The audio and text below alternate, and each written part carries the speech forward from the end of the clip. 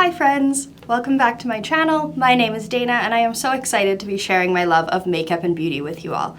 Today I have a purchase or pass video so we can chat about some of the new releases that have been announced or released in the past couple weeks. As with all of my purchase or pass videos, I'm not going to talk about everything that's come out. That would be a very, very long video. Just sort of a couple select items here and there. So I am going to scooch over and we can get started. So the first one here is the Colourpop So Very Lovely collection. It includes a 12-pan eyeshadow palette for $18, Super Shock blushes for $8 each, lippy sticks for $7 each, and some cream gel eye pencils for $7 each. The whole collection is available now. Nothing in this collection appeals to me at all. This is very boring, classic Colourpop that has been done 1,000 times over. It looks like it would be nice, and if you don't have a lot of Colourpop or you don't have these colors and you might like them, this might be one for you, but for me this was a waste of a release. MAC Cosmetics has released the Cruella collection. It includes lipsticks for $21 each, liquid lipsticks for $25 each, a dual-ended eyeliner for $26, eyelashes for $19, face brushes for $36, eye brush for $28, or the eyeshadow palette for $45. I don't like the look of this collection. It definitely matches with the theme, but black and red is not a combo that I like to wear for my makeup, so I'm gonna skip out on this one. This is the Glossier Ultra Lip. It is available now and retails for $18 each. It is a tinted lip balm which comes in 9 different shades. I've tried some things from Glossier that I've really liked, but overall I find the brand kind of underwhelming.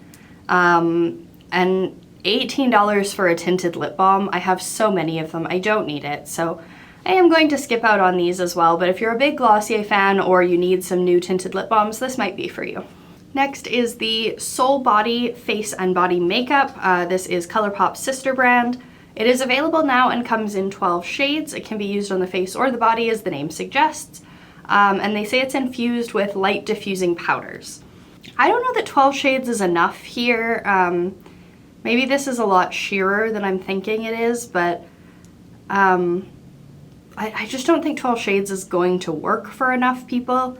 I also don't put makeup on my body. I feel like it makes me feel sticky, and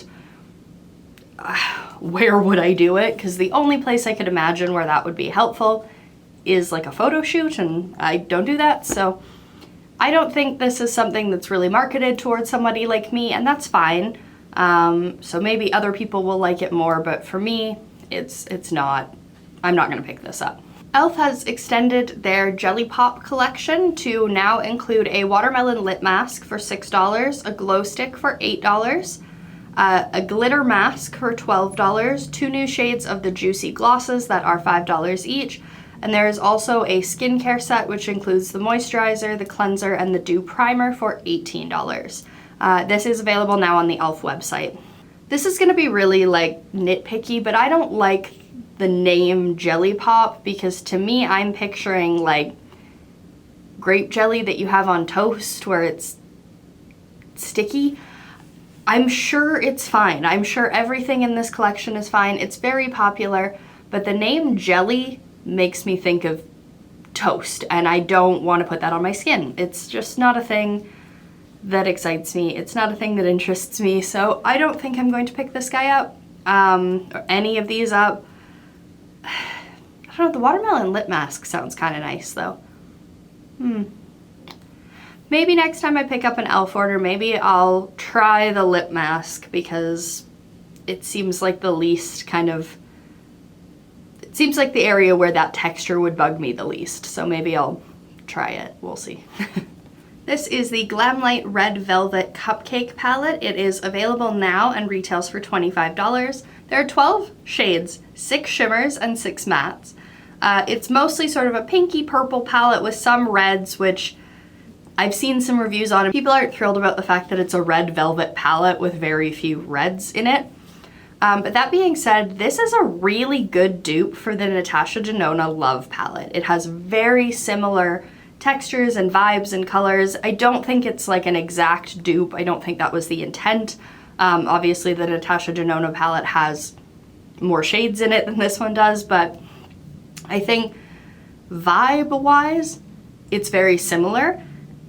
So if you wanted the Love palette, but you didn't want to pay $65, I think that's what it retails for in the States, this might be a really good option for you because it's got a lot of those same tones and a lot of the same feeling to it that the Love palette does, but without that price tag. So I'm not going to pick this up. I do already own Love, but I think this is a really nice palette, and I think if I didn't own Love, I might be more inclined to pick this up. Makeup Revolution has released the Pro Cream Skin Perfector CC Skin Tint. They are available in 5 shades. They retail for $12.99 in pounds or $16 in the US. They are supposed to be shade adapting too, so they start off sort of a white kind of light color and then they adapt to your skin. I don't need any more skin tints. I don't wear them often enough to require having like 7 of them. I have a few, they work, I'm gonna stick with them. I don't think shade adapting products work very well. Personally, I've never found them to work for my skin tone. Even the lightest shade always ends up pulling far too dark. I just don't think they work, and so 5 shades is not going to work for nearly enough people. Makeup Revolution is pretty hit and miss in my opinion. I think they have some products that I'm really interested in, some that look really nice, and some that just don't, and I think this was a pretty big miss for them. P. Louise has released a new collection including 1 21 shade eyeshadow palette, 3 8 shade mini palettes, and a few new shades of their paint.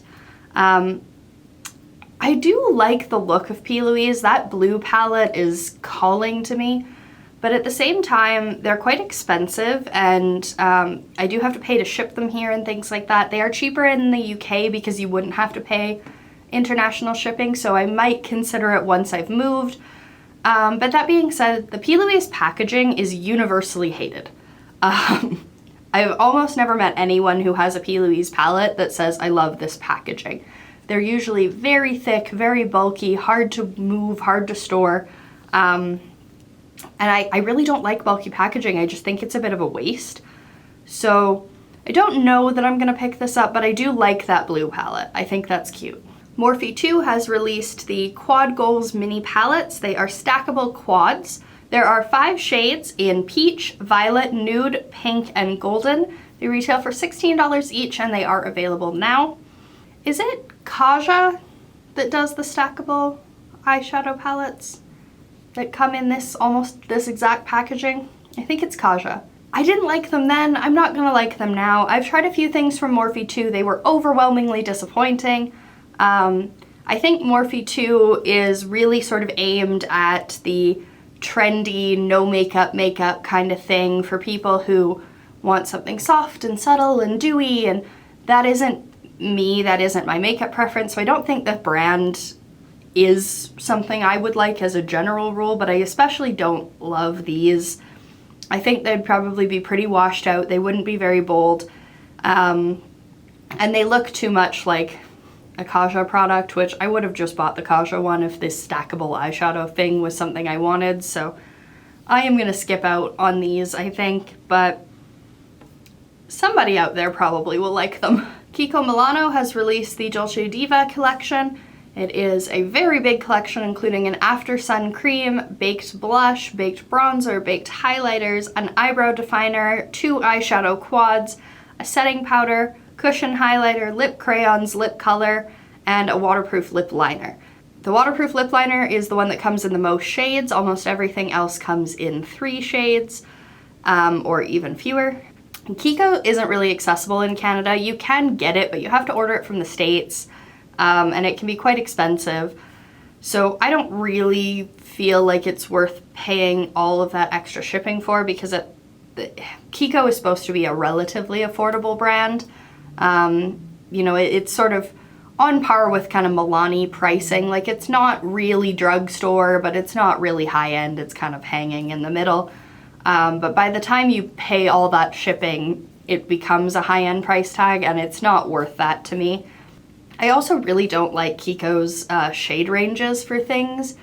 Most of their complexion products come in a max of sort of 12 shades, which is not enough in my opinion. And then their blushes and bronzers are 2 to 3 shades. It's just not, it's not a very inclusive line in terms of shade ranges, so I don't tend to like gravitate towards that. I think the shadow quads look nice. I think they look exactly like a Charlotte Tilbury quad. They're actually very, very similar. One of them is almost a dupe for Pillow Talk in terms of the shade ranges in there. So if Kiko is accessible to you, those quads are $16 instead of the Charlotte Tilbury ones, which are quite expensive. So that might be an option for you if that's, you know, a product you're looking to dupe. But for me, this isn't a collection that I need. This is the Colourpop Your Golden Mega Palette. It is a 30 pan palette and is available now. To me, this, and I think to a lot of other people, I read some comments, this looks very much like if they took Dream Street and added a few shades from Golden State of Mind, it was an older palette, I'll put it up here, and just sort of mashed them together and then repeated a bunch of shades. There are like 6 of the same browns in here. I don't like mega palettes as a whole. I feel like they're a bit overwhelming, but especially ones like this where they're overwhelming and repetitive. This could have easily been a 12 to 15 pan eyeshadow palette with no issues whatsoever. And actually, you know, I think Dream Street was a 12 pan palette. I just don't think this is what people are looking for right now, and I'm obviously speaking for myself. I have not surveyed the entire makeup wearing world. I don't know what everybody else is looking for, but from what I'm seeing, people are wanting either smaller neutral palettes or more color from Colourpop, and they're not really doing either, and that's kind of a bummer. You know, their quads were great. I loved that they're releasing smaller things, but I was kind of hoping that this bigger palette would be more color, and it just isn't. So this one's kind of a letdown for me. I wasn't gonna buy it anyway because it is a mega palette, so I guess it doesn't really matter, but I would have liked to see something new from Colourpop. I feel like I'm always bashing Colourpop in these videos. That's not my intent. I do really like Colourpop and I stand behind a lot of their products. I just feel like they're a brand that releases so much every month that 50% of it isn't good. And this is part of that 50%. Natasha Denona has released the Puff Paint Liquid Blush Serums. They are available now and come in 3 shades, a peachy tan, a pink coral, and a true cherry. They retail for $22 each, or you can pay $56 to get all 3 of them in a bundle. I kind of have all of the liquid blushes that I think I want. I actually prefer cream blushes to liquid. And I don't tend to like anything with the word serum in it because on my oily skin that just makes me think, whoop, and it's just gonna come right off, and it's not really made for me. So I don't think I'm gonna pick this up. I do like that this shade range goes from fairly light to fairly deep. I would have liked to see some more range in there though. You know, there really is sort of 1 light, 1 medium, 1 deep shade. And even then the medium is sort of light. So I don't think it's an excellent shade range for Natasha Denona. I think they could have done a little bit better with that one. But then again, Natasha Denona's face products rarely come in a very big range. There's usually sort of 1 deep and 1 light, and that's kind of all you get. So I don't think this is unexpected for the brand, but I think they could have done a little bit better. This is the MAC Botanic Pink collection. It looks like it's coming in July, so there's not a lot of information about it yet, but it looks like from the picture it's going to include a couple lipsticks and some blush or highlighter, or maybe both, I can't really tell. The lipsticks look really nice. I really like that sort of lilac-y purple shade. I probably would never wear it because I don't think it would work very well for my skin tone, but I think it's beautiful. And the packaging on this is gorgeous. I really like MAC's packaging lately. They've just been doing some really fun, pretty stuff. I don't know that I'm gonna pick any of this up, but I like it. I think it's cute. This is the Made by Mitchell Blursch bronzer. Blursch? I hope I'm saying that right. There are 8 shades. They retail for £16 each. They are available now, and they are a liquid bronzer formula to go with their existing liquid blush line. I'm terrified of liquid bronzer. I know that's a really ridiculous thing to be afraid of, but I've never been able to make it look right. I always just look heavy and muddy, and it never works for me. I think it's an issue with my skill, not an issue with the products I've tried, but I've never been able to get those right. So I don't think I'm going to pick that up just because it freaks me out a little bit. But I've heard really good things about the blush formula, so I might try that one instead. We'll see. e.l.f. is coming out with the Acne Fighting Putty Primer. It will contain 1.8% salicylic acid as well as smooth and prep the skin, so it helps to fight acne while it's working for your makeup. It is coming soon and will retail for $9 like the other putty primers do. I don't know about this one because the texture of the putty primer makes me think it's going to clog my pores. And so all I'm thinking that the salicylic acid is doing is fighting the effects of the primer. Like that it's just sort of compensating for the damage that the primer is doing, and I don't know. I also feel like salicylic acid kind of dries out your skin a little bit, which if you have really bad acne, that's great for those spots. It works well, but it also means it's going to dry out your makeup a little bit, and it also means you're going to be applying it on places that you maybe don't have acne and drying out the healthy skin as well. So I don't know that this is for me. I do like to see that they're expanding this range though. I think the putty primer is really popular. I have never tried the putty primer. I've had the putty eye primer and the putty blush, but I've never tried the actual like face primer. So maybe I'm totally wrong. Maybe it's great. Maybe it doesn't clog pores. Maybe that's just in my head, but I don't think I'm gonna pick this up. This is the Kvd Planet Fanatic palette. It includes 14 shades that are inspired by Earth and the Earth elements. It is a vegan formula and comes in fully recyclable packaging. It is coming soon, so there isn't price info yet. So I don't love this because these shades don't speak to me, but I really, really want to give credit to the new Kvd brand for trying so hard. They are releasing products that seem to be well thought out. Their releases are consistent. They've got good theming. You know, the vegan formula, the fully recyclable packaging is awesome. There's a lot of effort going into these products, and you can see it. You can tell that the effort is there. So even though the product isn't for me, the palette is not something I'm going to pick up, impressed with how much they're trying to really build a good brand. And I'm excited to see what else they release. So far, nothing's really caught my eye, but I'm hoping for good things. And lastly, I have the Lunar Beauty Life's a Drag Facelift palette. This is an extension of the original palette, so it includes the original 14 shades as well as a new 7. It will be available on June 2nd and will retail for $48. So I don't always love when brands do this, because if you owned the original Life's a Drag palette, you own 2/3 of this one. So you probably won't buy this one. I don't own that first palette. I actually only own one Lunar Beauty palette. I own Moonspell, and I think it's fantastic. And I actually did really want Life's a Drag. I talked myself out of it a few different times, but I did really want it, and I do really like those palettes that are half neutral and half colorful because I feel like they're very versatile, and you can make a really wide range of looks from really simple, easy neutral looks all the way up through crazy, bright, vibrant drag kind of looks, which is awesome. I think this is really pretty. I'm really trying hard not to buy any more eyeshadow palettes. I'm still trying to talk myself out of the Give Me Glow Pastel Dreams palette, which we talked about a few videos ago. We're trying.